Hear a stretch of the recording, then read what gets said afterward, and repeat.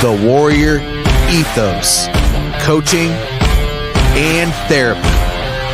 This is Warrior Leadership. Are you ready for it? This is Warrior Leadership.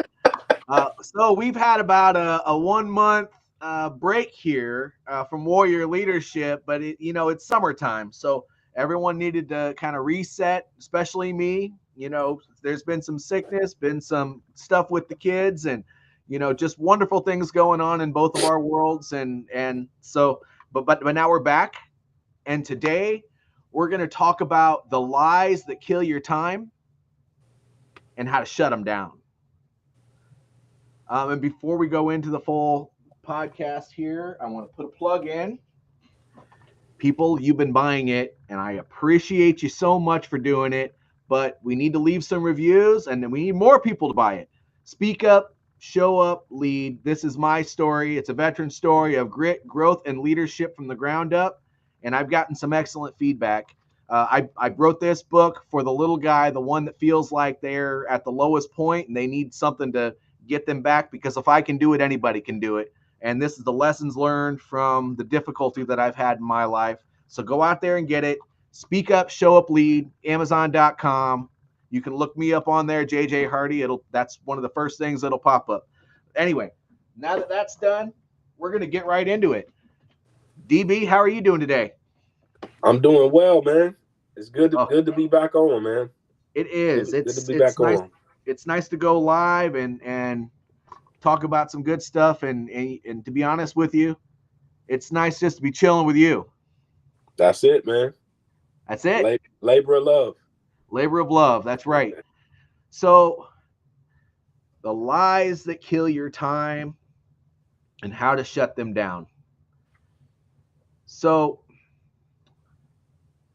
time really, really is one of the most valuable things that we have. And it is true that when things threaten what we already have planned, we tend to make excuses. But at the end of the day, sometimes it's important to not make excuses. It's important to, figure it out and try to fit the important things in there, because you're always going to have Murphy pop into your life, and you're always going to have things hijack your schedule. So how do you adapt to that instead of make excuses and just not take on anything new, or you shut down those people that are most important in your life? Or if you have employees at work, instead of shutting them down, because at the end of the day, they're going to have needs that are unforeseen that you're going to have to square away. So what's your take on that?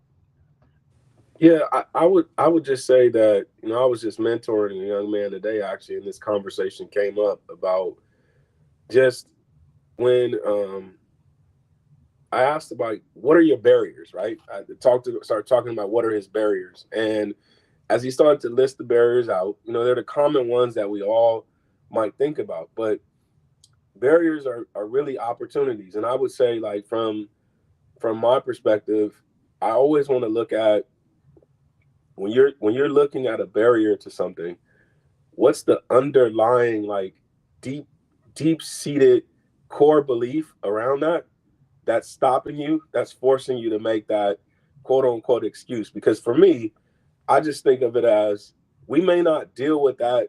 Like, once we identify that deeper core-rooted problem, whatever it's connected to, whether it's, trauma or something like that, we may not deal with it today, but the awareness of knowing that it's there, Coach, will help us.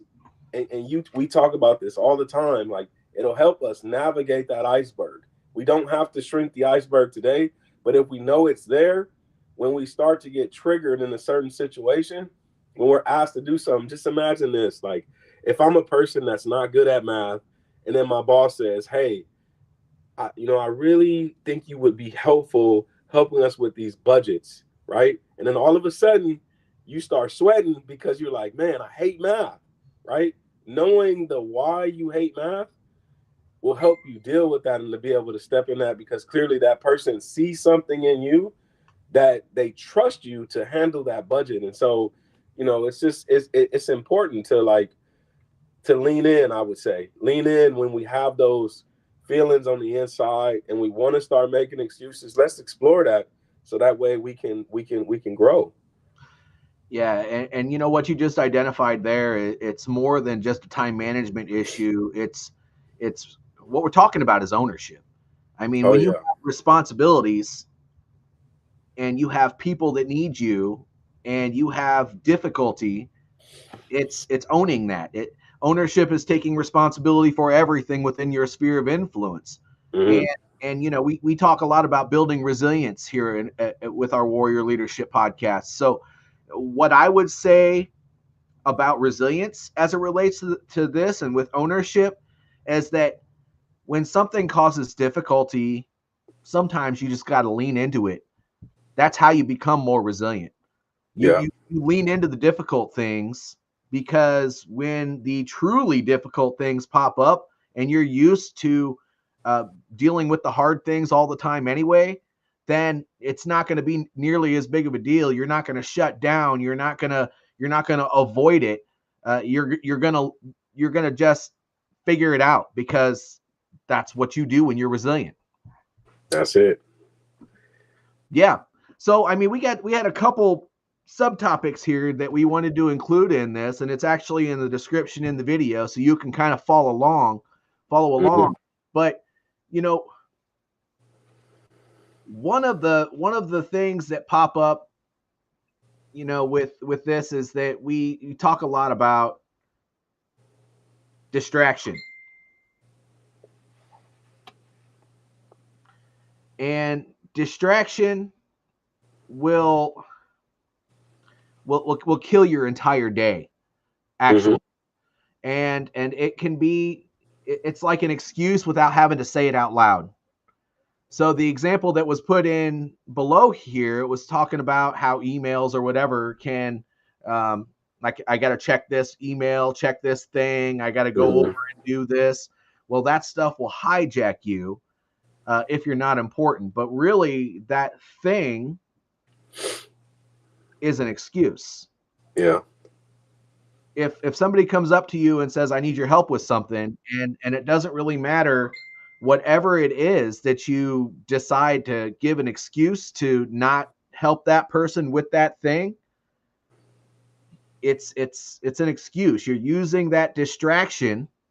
Yeah, I'm sure that other thing might be important, but you're using that distraction Hmm. as an excuse to not help that person, because either A, you're uncomfortable, or A, you don't value that person, or whatever the case may be. And so that's the first one that we have on there. So that's a really good one to address. What do you think?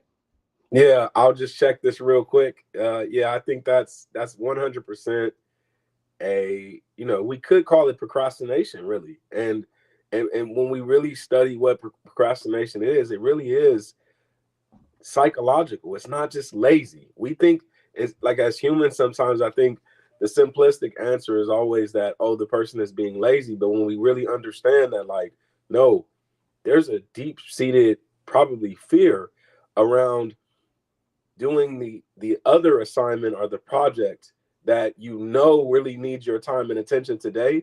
And I think the low hanging fruit is answering the email or answering the messenger. Like, oh, this is important right now because they're messaging me right now.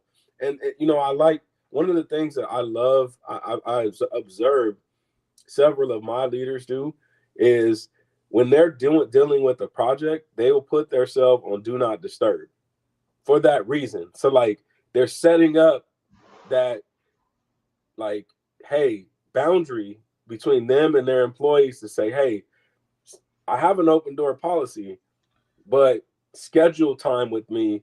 Don't just barge in and bring every problem to me, because think about it, it's teaching them as well to problem solve and to develop the skills necessary to handle certain issues, and to not feel like everything has to be brought to one person. And I think that, for me, I've observed that, and I said to myself, like, I think that's a really good strategy, because with these like larger projects and things you have to do, you know, coach, if you don't, like, what do they say? How do you bite an elephant?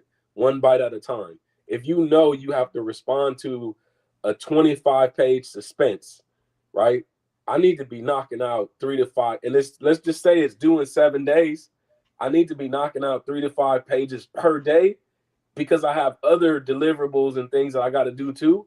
And so those are the kind of like you have to chunk work like that. And if you don't, then the next thing you know, you're trying to cram in 22 pages in one day, and it's going to be poor. The response is going to be poor. It's not going to be well thought out. And so you have to organize that. And that's going back to the time management. But think, when you first see those 22 pages, it's overwhelming. And so immediately what your brain says is, I need to preserve myself against this threat. And so let me go find something easier to do.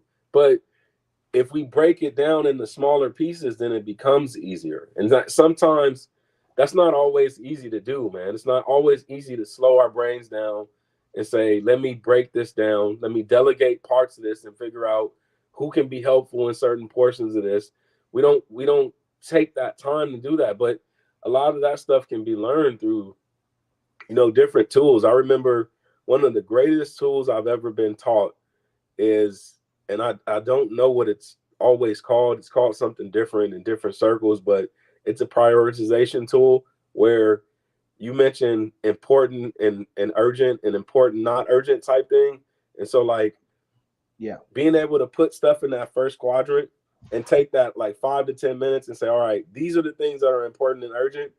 This email that's trying to grab my time, that's not important and not urgent. And so I don't have to respond to that immediately. Yeah, it's a good way to help you identify your strengths and weaknesses that way too. Yeah. But you brought up two things that I'd like to unpack a little bit before we go on to the next subtopic, and one of those things is self-preservation. Yeah. In leadership, self-preservation is kind of a dangerous thing, and there's a big time dichotomy that's got to be balanced there because, preserving yourself is important. Preserving your time is important, but now your time doesn't belong to you. It belongs to everyone else. So, I mean, you still have to make sure that you're getting your stuff done. Yeah. So there's got to be balance. You got to balance that whole self-preservation that you probably had as an execution guy, the guy, the go-getter, the one that gets shit done. Mm-hmm. You got to balance that with the guy that now he has to teach everybody else how he did that. Yeah. So that they can do it too. Yeah. But then you also talked about, people just popping in the office. There's something in it. I didn't even come up with this. I would have conversation about what's important and what's not. But, breaking in my office and hijacking me about every small, tiny little thing and not solving the problems themselves. When you just allow people to barge in your office for everything, what development are you allowing that person to do for themselves? Mm-hmm. Mm-hmm. So one thing that Chris Pinkowski, which I just had a conversation with him about 2 hours ago, ended mm-hmm. about an hour and a half ago, but we brought up this similar topic, and he always brings up what's called the leadership stoplight. And it's really kind of cool. And I talk about this often, I have with my clients too, and the leadership stoplight. So when before you take stuff higher, there's you got to analyze whether or not it even needs to be taken higher. So on the leadership stoplight, red is, oh man, I need to, that's probably not something that Derek needs to be bothered with right now. I should probably try to figure this out. Yellow would be, I've gotten to kind of an impasse, but I haven't utilized all my resources yet. Mm-hmm. And then green would be, you know what? I have tried everything. I don't know what to do. I'm frustrated. I'm upset. I got to take this thing to Derek right now. And then when you structure it that way, and that's how you kind of set that expectation from the get-go, well then now when people knock on your door, I mean, you'll probably get emails from it, but when people knock on your door or they don't make an appointment with you, or whatever the case may be, when you get that appointment and they need to talk, that means it's probably a yellow. Right. If somebody's pounding on your door, it's probably a green. And if you set that expectation, but then you hold them to that standard, it changes the way you interact with your people. And by the way, it sets them up for success, because if they always have to rely on you, then they're always going to rely on you.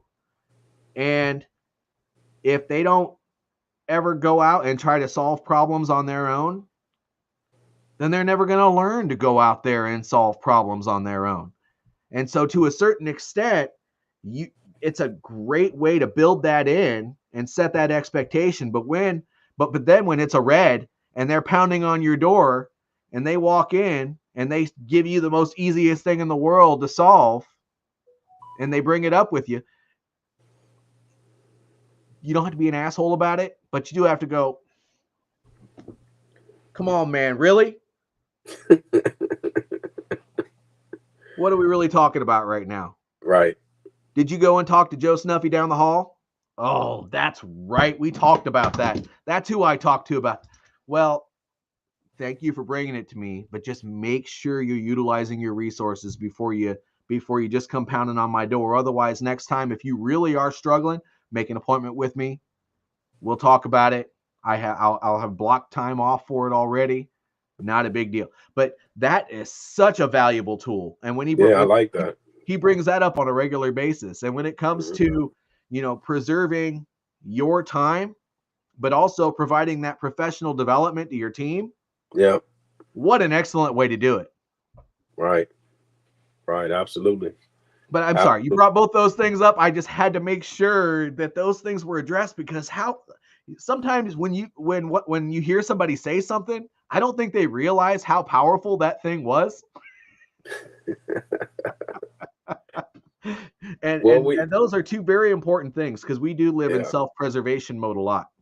absolutely. And it's, and when I said self-preservation, also it's when you do, it's interesting that professional development and those opportunities when people come in, because it's going to happen. I mean, people are going to come in and bring a green problem to you that's Uh-huh. really a red, right? And Uh-huh. and those are still learning opportunities, but it helps you develop a relationship with that person, and then it preserves the unit. And you talk about this a lot, like, coach, is that we're only as strong basically as our weakest link. And if there's somebody that's always going through, or people who are always facing every situation as a conflict, like danger, and they look at it as danger, then as the leader, if you see that, and that's where, for me, you have to care about people, man. That's where servant leadership comes in at. You have to be a person that's going to see beyond just, this person is a poor worker or whatever, and say, hey, this is an opportunity to teach them how to manage conflict in their life. This is an opportunity for you to tell them, like, hey, what's the deeper rooted issue? It's not going to turn into a therapy session necessarily, but maybe I am referring that person to get some coaching or to get some additional therapy, additional tools outside to help them in the environment. Because, let's be honest, like, if you're doing anything in this life and it's work, it shouldn't be easy. No. There should be challenges. It should stretch you. And so when it's starting to stretch you, if we're not using tools like the stoplight and journaling and all the different tools that we can use to help us become better as human beings, and we're not sharing that, then that's poor leadership. It is. And you know what? if somebody comes to you for every small thing and they can't seem to stop, to be honest with you, that's also a deeper symptom. Likely they have never had somebody say, go figure it out, or maybe Right. they've never had to go and even try to figure it out on their own. And so now you got to walk the dog. Yeah. Hey, you know what? Have you ever talked to so and so? Oh, you haven't. Well, let's go talk to Joe Snuffy right now, and let's just talk about this. And when Yeah. you guys walk away, you can say, "Huh, that wasn't so hard. So do you feel comfortable doing this next time?" There you go. Crawl, walk, run. Right. Uh-huh. Yeah. Yeah. That's Let, awesome. let's not hit him over the head with a hammer just yet. No, I like that. No. Yeah. So I think we beat that. Let's go to the second stopping point Yeah. here. Not stopping point, but bullet here. So we talked about breaking free from the urgency trap where everything feels important. I think we kind of addressed that already. Yeah. And you know what? We talked about how you set that priority with your team, Hmm. but you also got to set that priority with yourself. That stoplight doesn't just work for them, it also works for you. And I like that you talked about the quad chart, the how you measure how it's the important, urgent, important, not urgent. Hmm. That's a great way. There are many tools out there. I mean, it's not just that chart, but Right. there are many tools out there that will help you understand if you're always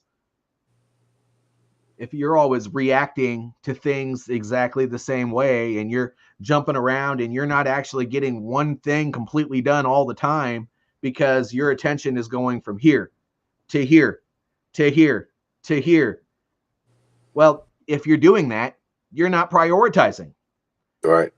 I mean, if everything is urgent to you, and if you don't know how to set up your priorities and maybe make a checklist or whatever the case may be, then talk to somebody about that. I mean, have a coach, or maybe get a mentor at work, or get a tool. If you don't feel comfortable doing either of those things, find a tool like that urgency chart that we talked about, and really make that and work on those things. Because if you're jumping around all the time, especially we're talking about leadership here, if that's what you do, and now you have Joe, Jane, Bob, and Sue working for you, well, how are you going to help them understand how to prioritize their time?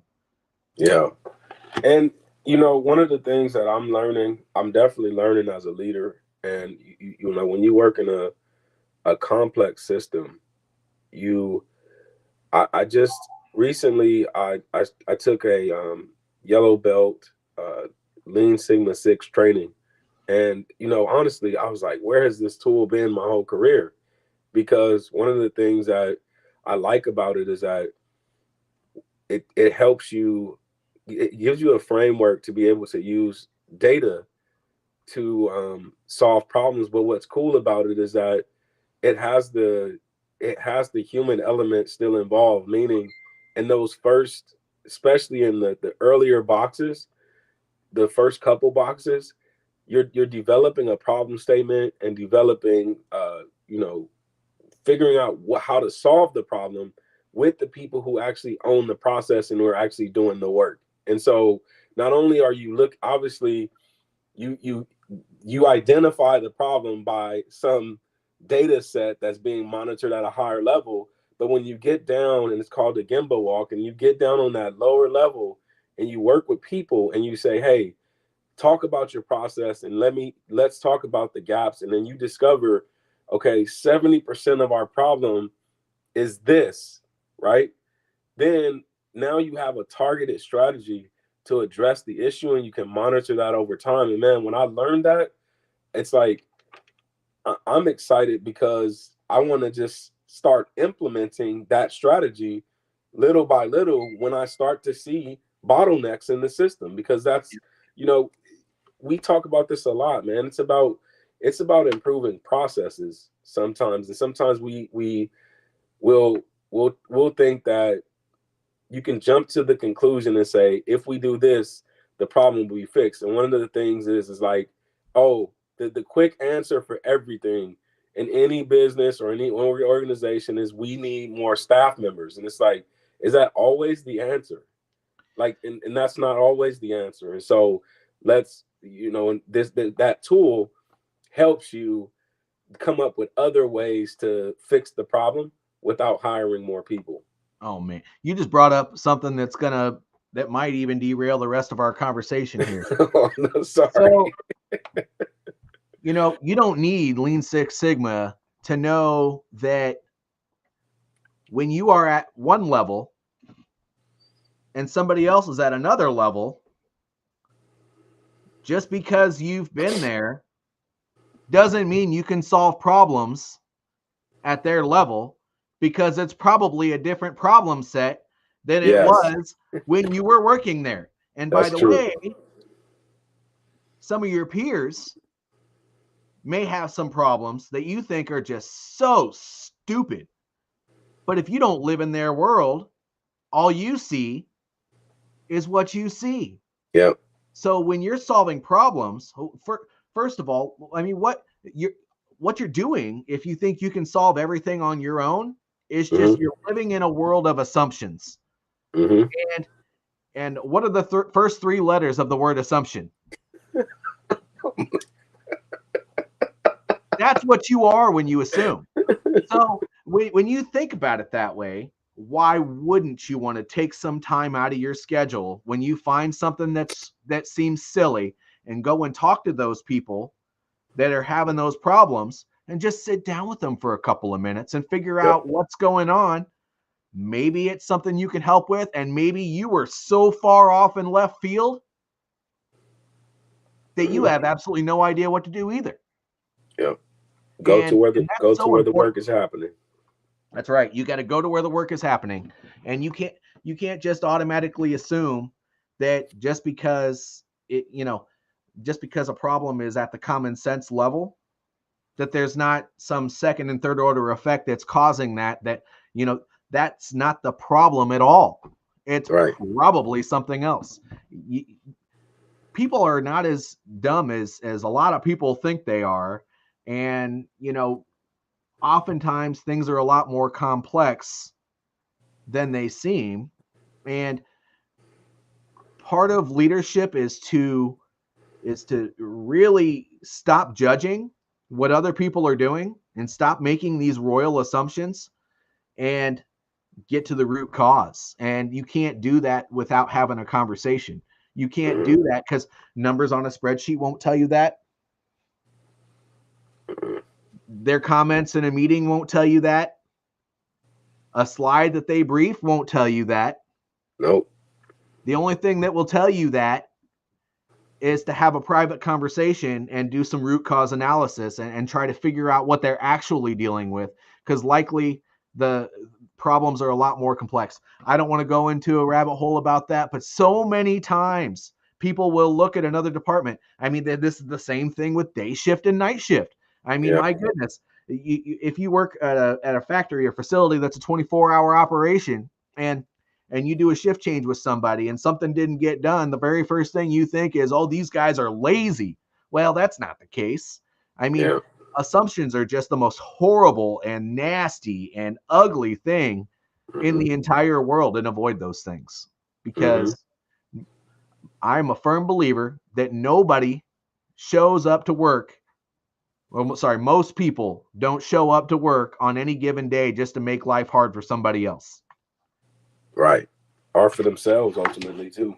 Yep. Hard for themselves. Well, yeah. If they're making it hard for somebody else, eventually that's going to come back to bite them. Yeah, it will. Yeah. So anyway, yes and yes.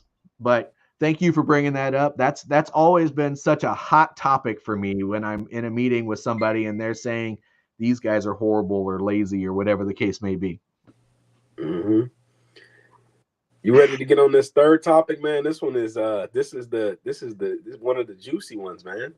Sure. Tell us what it is. People pleasing. People pleasing. People pleasing. People pleasing is a no bueno. I will say that it's a no bueno because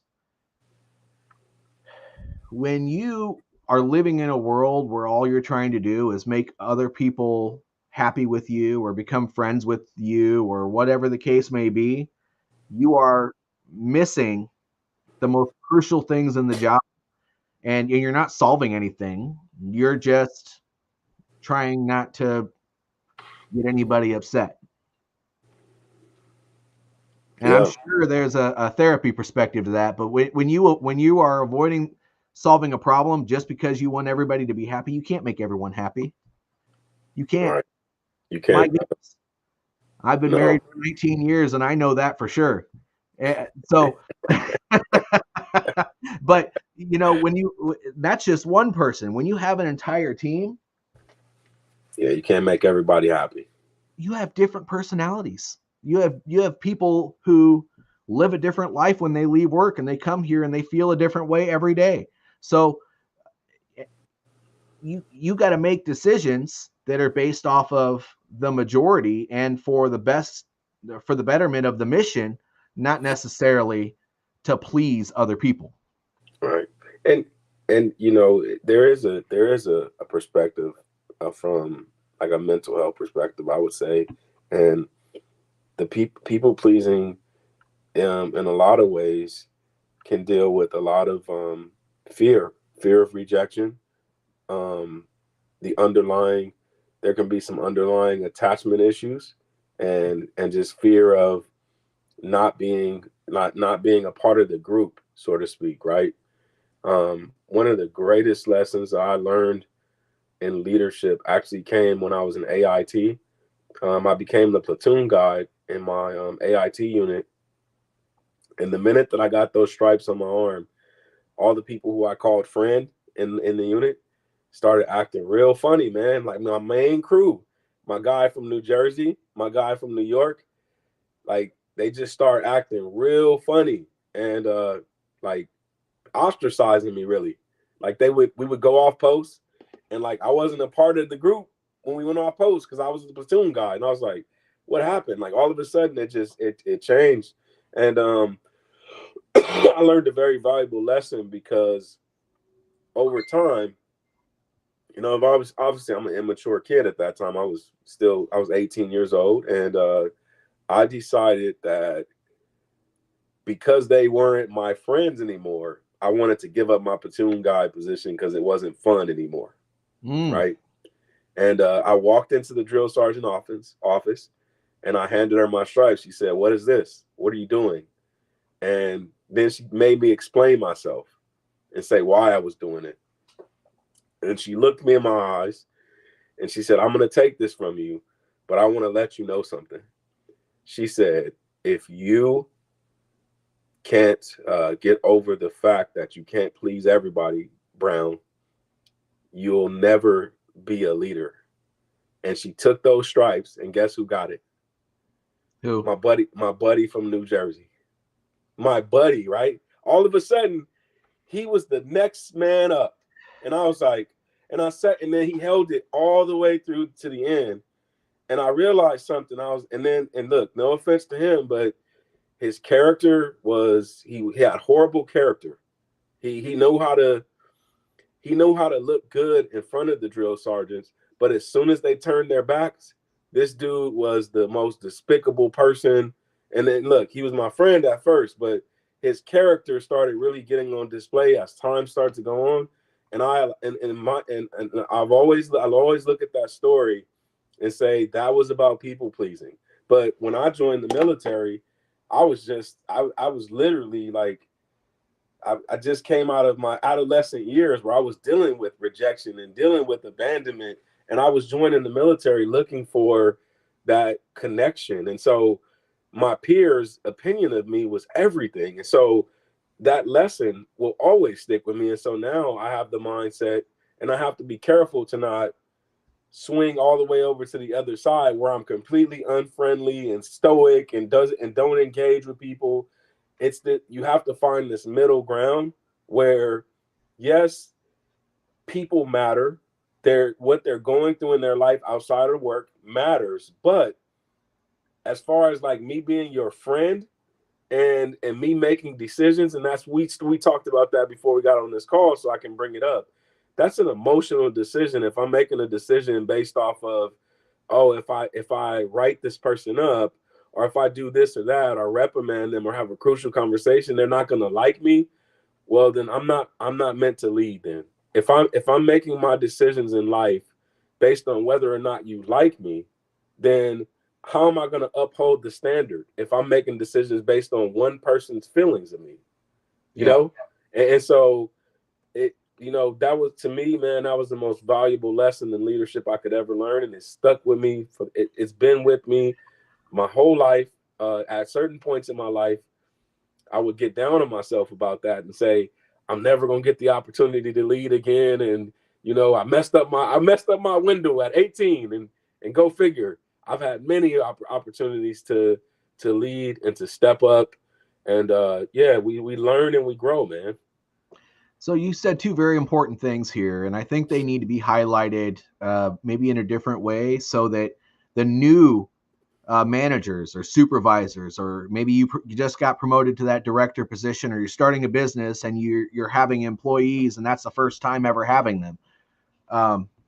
Maybe not as much in that position unless you're hiring your friends, but that we all, when we're in a job, we have these interpersonal relationships when we're at the ground level. We do. I mean, whether it's the smoke pit, whether it's going and just taking break in the break room together, whatever the case may be, you develop relationships, just Yeah. or maybe you're going and doing a job together and you have that camaraderie. Well, when you go from doing that execution level stuff to now these people work under your charge, which just means that you are assigned to a management or supervisor position. There are a few things that need to be highlighted there, and you mentioned one of them, which got you in trouble in AIT, but there are a couple more, and those people that were your friends, or you guys were chill or cool or whatever the Yeah. case may be, you'll find out who actually cares about you when you become a manager or a supervisor or you get that promotion. Because if they really are your friend or they really do care about you, they're going to respect that new position, and they're not going to put you in a situation that's going to potentially compromise that position. And and you know, it happened to me too. Yeah. When I became an E5, a sergeant, for those people who don't know what that is, and that was my first time having people work for me while I was in the military. Yeah, I was in some positions where I might be in charge of a detail or something like that. Not the same thing. But I actually had a team that reported to me every day. And, those people I worked with. And, once I got that promotion, weird things started coming up. So I would start having to put together task lists and stuff like that, and I'd put this person on this, that person on that, so on and so forth. And then I'd have a couple guys come up to me and say, "Yo, Sergeant Hardy." "Yeah?" "Well, that thing that you gave me to do, it kind of sucks." "Yeah, I know, but somebody's got to do it." "Well, man, I don't really want to do that. I thought we were cool. Can I do something else?" "Well, so, man, now you're putting me in a difficult position, because what makes you any different than anyone else?" So that's something that pops up. Mm. People will try to use that status that you had as friends or being cool or Yeah. chill as leverage. Well, don't, if they're really your friends or you're really cool, they're not going to do that. Another thing that pops up is that, you know, these people are going to use that friendship that you had as ways to, on the opposite side of that, to get certain details. Well, I know you're making that task list for this, or I want to go to this professional development school, or whatever the case may be. And they'll go to the opposite end of that spectrum and they're going to say, "Hey, man, We're buddies. Can you hook me up? Hook me up. Well, hell no, I'm not going to hook you up. The process applies to you just like it applies to everybody else. Yep. And when you think about it that way, there are many difficult things, difficult decisions, and it's all part of people pleasing. Those people Yes. were your friends, or you were cool. You were just smoking a cigarette with that guy last week, talking about how horrible the job was before you pinned those stripes on, and now he's asking for a favor. Well, that person's not your friend. I hate to say it. And you can lay it out to him and say, if we were really cool, you wouldn't be asking me to do this. Yeah. And lay that out. Now, the other part of that is, oh gosh, you brought up what was the second point you made right there at the very end? I don't remember. Man, I was on a roll. Okay. Oh no, wait a minute. I think, what did I say at the end? It's the balance between being extremely stoic and or being passive and finding the middle ground. I think that's what I said. Oh yeah, passive. Okay. Yes. Well, so there's something there too. When you make that transition, you don't have to be alone. When you have to make these decisions that are hard, we talked about the leadership stoplight and how it's hard you got to give people, room to come to you. Well, guess what? You're also going to have to go to other people for things. Mm-hmm. And you also don't have to be a jerk. Right. Yeah, you don't have to. Oh, that's right. Friends. We were on the topic of friends. So guess what? You don't have to be friends with these people. But now instead of friends, they have to accomplish things, and so you just have to redefine your part on the team and just let them know that you are there to support them, and I have to report what you do.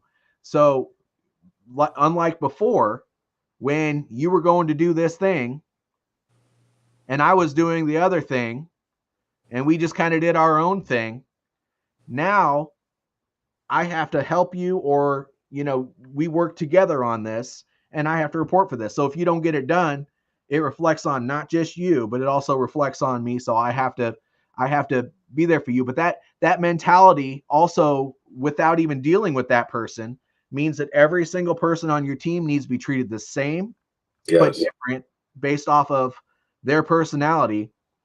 And just like decision making, you have to step back and look at everything.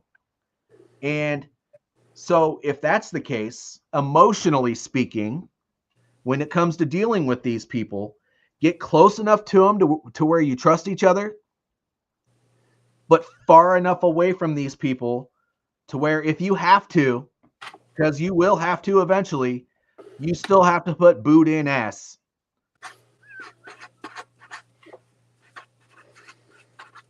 Because it's going to happen. Not that you need to lay the hammer down hard, but sometimes you have to say something that's difficult to motivate that person in a way that they may not like. And in order to do that, if you are people pleasing, that's not going to be a very fun thing to do, and you might not do it at all if you're trying to please people. So you have to just like when you're making strategic decisions for the whole team, you have to be the same way about those interpersonal relationships. That's good, man. I like that. And I agree with you wholeheartedly. And I think that if you keep it about the work and making the mission and the vision of whatever the organization primary, put that first, right?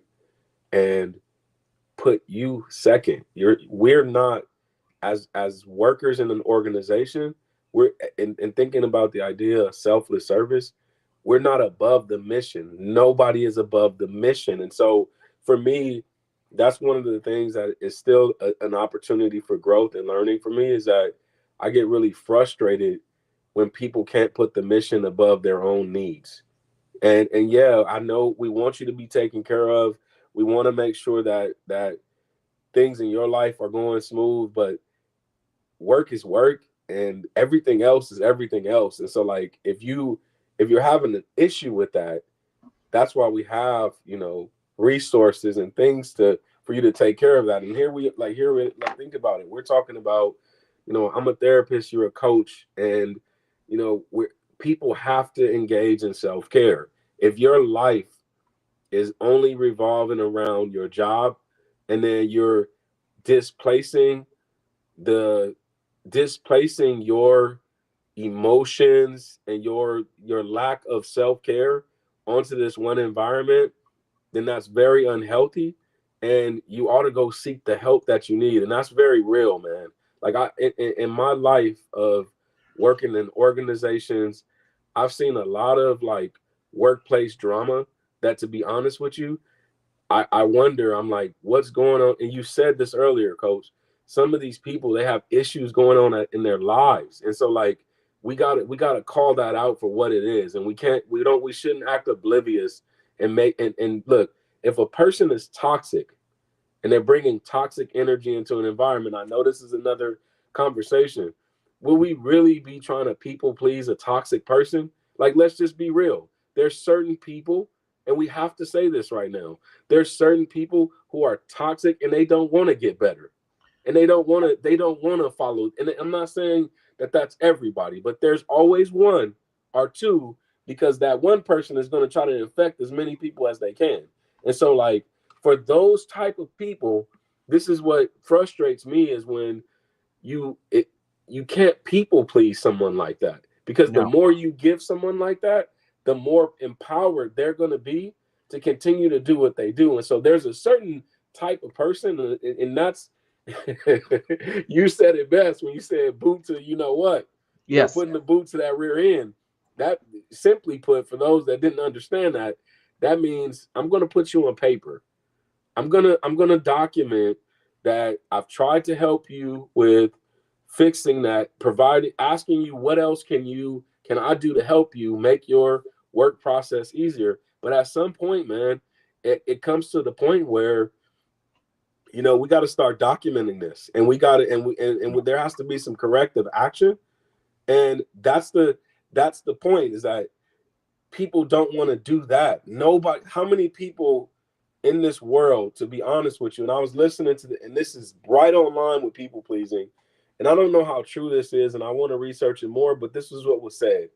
It says the most successful people in the world have to make these kind of crucial decisions when it comes to like firing somebody or having crucial conversations. That's a very real thing, right? We even if like even though it's uncomfortable at some points, someone has to do that. And I'm Yeah. gonna be honest, most people are not built for that, coach. That's the No. truth. Most human beings are not built to fire someone, or to even that's going all the way to the extreme. Most people don't have enough, like, I don't know if the word is courage, if that's the right word, or the conviction, or to even have a crucial conversation without it turning into some big brawl and becoming emotional. No, it's about facts. Like, hey, you're doing X, Y, and Z, and we just can't have that. And how do I help you with that? Yeah, that's the first level conversation. But what happens when a person continues to engage in egregious behavior that can affect the system? At some point, you got to escalate that up, man. Yeah. And that's the part that hope would be, is that that's less than 10% of the work that you would have to do with people. But sometimes, man, that's just not the reality, man. Yeah. Well, and that you're right. That's not just with having to write a counseling statement or fire somebody. That's also, and most people have difficulty with the idea that if they take an action, that there's potential that it's going to have an unintended consequence that's going to be uncomfortable. Right. So if I tell somebody that they made a mistake when they sent this email to somebody, then they're going to tell me that I'm wrong. And that's going to hurt me. Right. When in reality, if you tell somebody that they shouldn't have done that, that's a developmental point. And so Thank you. you're missing out on opportunities when you don't have these difficult conversations. And by the way, I hate to say it, but you're not just hurting that person's development, you're hurting your own. Because doing this is also going to make you a stronger and more resilient person to do those hard things. I mean, to build resilience, all it is leaning into hard stuff. Doing the hard things so that when stuff gets really hard, it's not hard. And resilience, yeah, that there's that tennis ball whole definition that goes along with resilience being the ability to bounce back in the face of adversity, but that's not it. You can't bounce back in the face of adversity if you just absolutely have no idea to handle adversity to begin with. Right. And you know what's so powerful about what you just said, Coach? What's that? When you think about that statement that you made about it's a developmental point, right?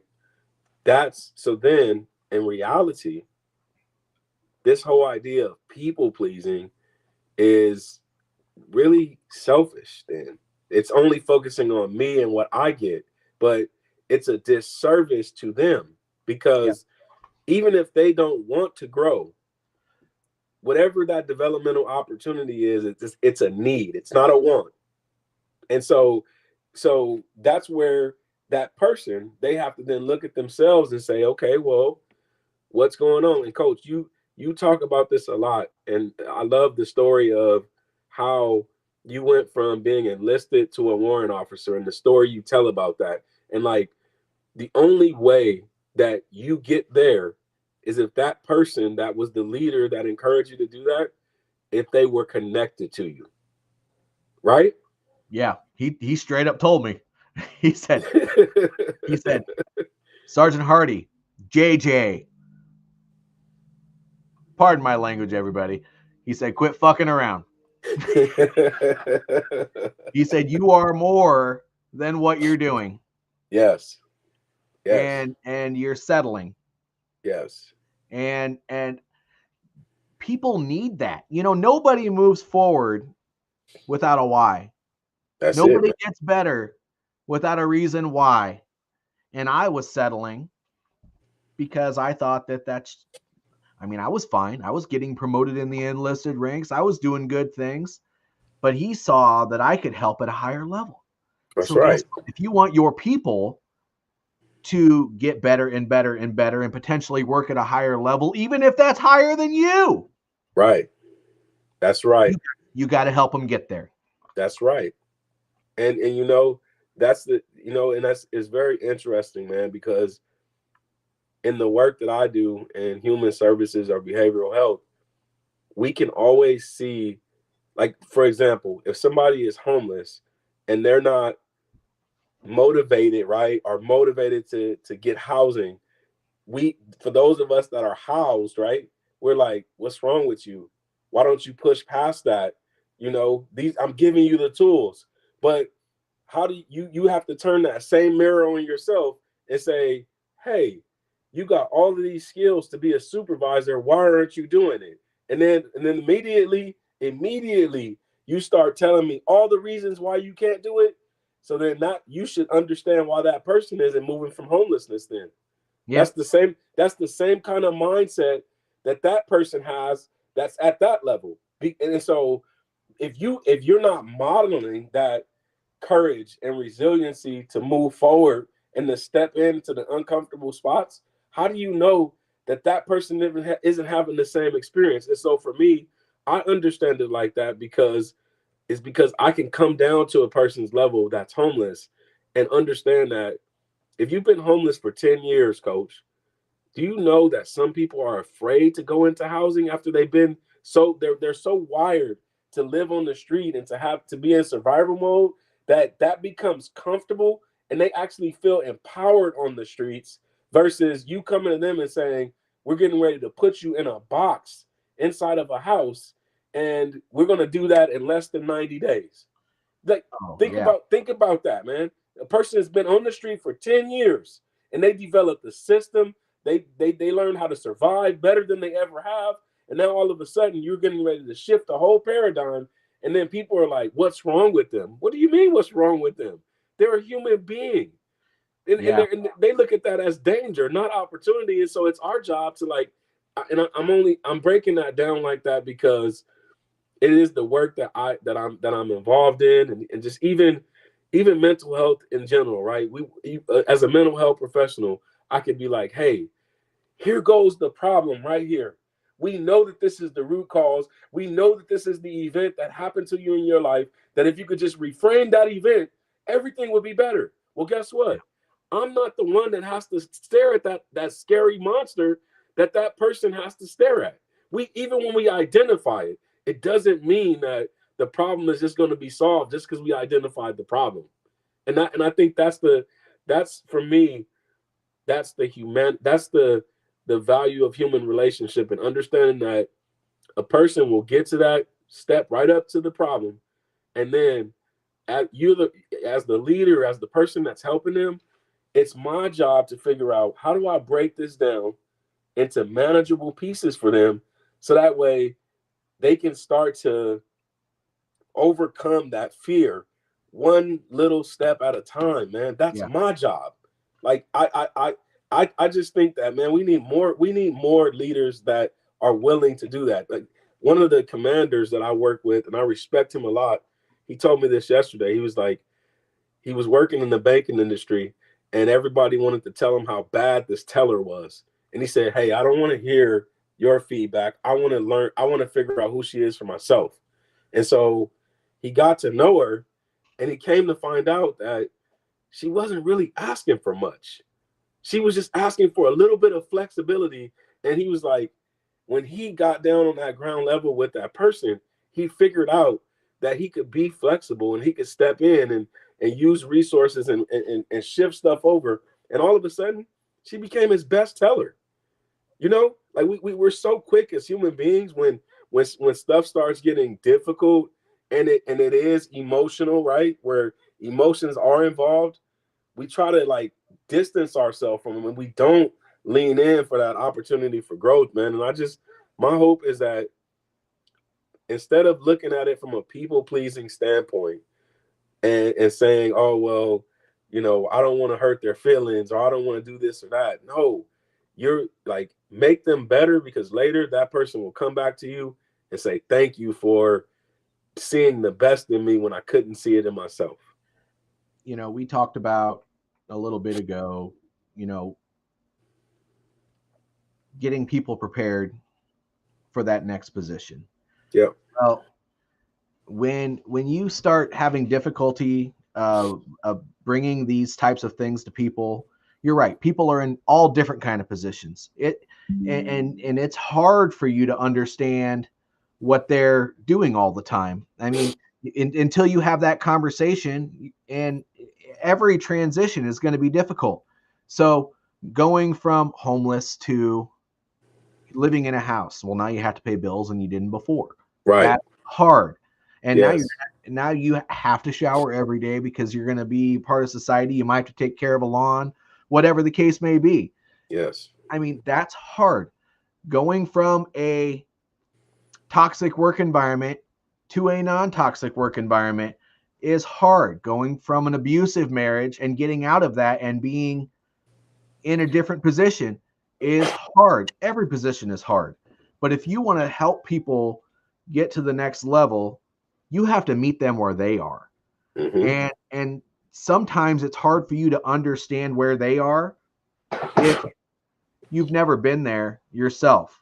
And so just listen and advise is all you can do. And maybe not always even advise. Sometimes just listen is all you need to do for people who are having difficulty. And approaching those conversations and addressing them as a developmental point, it's only going to help you and that person, regardless of whether you advised them on anything or you just addressed it. If you don't ever address anything, you never move forward. Amen, brother. Yes. But anyway, we're at an hour. Do you have any closing comments that you want to put out for this conversation? No, that's it. That's it. Good to go. Yeah, I will just say that as far as the lies that kill your time and how to shut them down, that's not just about the lies that kill your time. It's the lies that you tell yourself. So if you want to move forward, you got to stop believing all the noise and do what you got to do. That's what leadership is all about, and it's taking ownership of that. And so that concludes our conversation today. And once again, buy the book. Speak Up, Show Up, Lead. A veteran story of grit, growth, and leadership from the ground up. People are liking it. I think you'll like it too. One person actually shared with me that she opened the book one day and she read it all the way through because she couldn't put it down. I'm not saying it's going to be that way for you. As a matter of fact, why would anybody want to read something all the way through sitting down in one sitting? But she did it and she liked it. So maybe you will too. Thank you all for tuning in, and we will see you in a couple of weeks. All right.